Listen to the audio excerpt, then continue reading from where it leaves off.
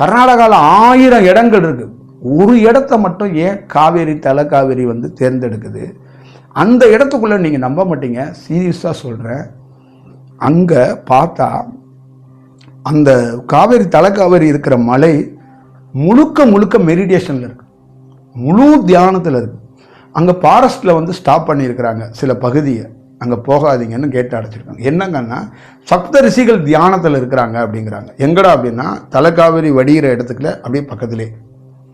அப்போ அதை சுற்றி இருக்கிற அந்த மலைகள் வந்து அவ்வளோ அமானுஷ்யமாக இருக்கு.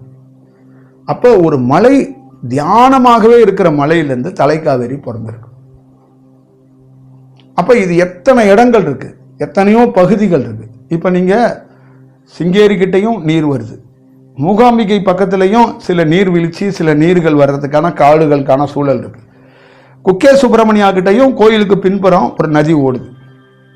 அப்புறம் அங்கே இருக்கிற நீங்கள் நிறைய இடங்களில் பார்த்தீங்கன்னா நீர்கள், நீர்வீழ்ச்சிகள், சின்ன சின்ன குட்டி குட்டி ஆறுகள், கிளை ஆறுகள்லாம் இருக்குது.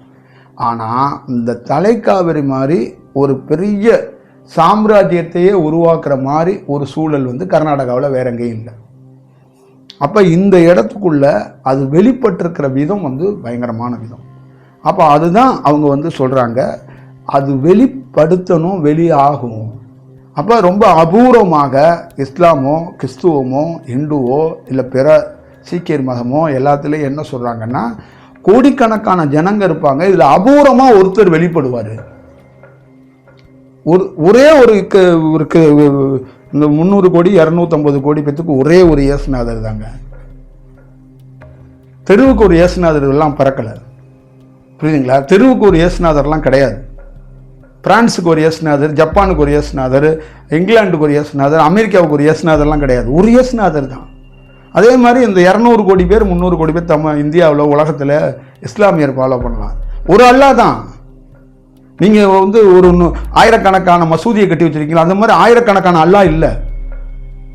அப்போ அந்த ஒரு அல்லாஹ் எப்படி வெளிப்பட்டு இவ்வளோ பெரிய பிரகாசத்தையும் இவ்வளோ பெரிய காற்றோட தன்மையையும் வெளிப்படுத்தி வச்சிருக்கு அப்படிங்கிறத கண்டறியறது ரொம்ப ரொம்ப முக்கியமானது.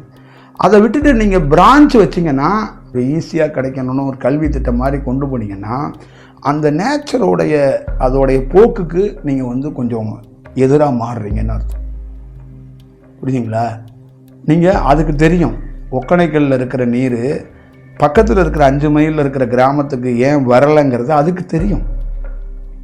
அதை எப்போ வர வைக்கணும்னு அதுக்கு தெரியும், அது எப்படி வரணும் அப்படிங்கிறதும் தெரியும்.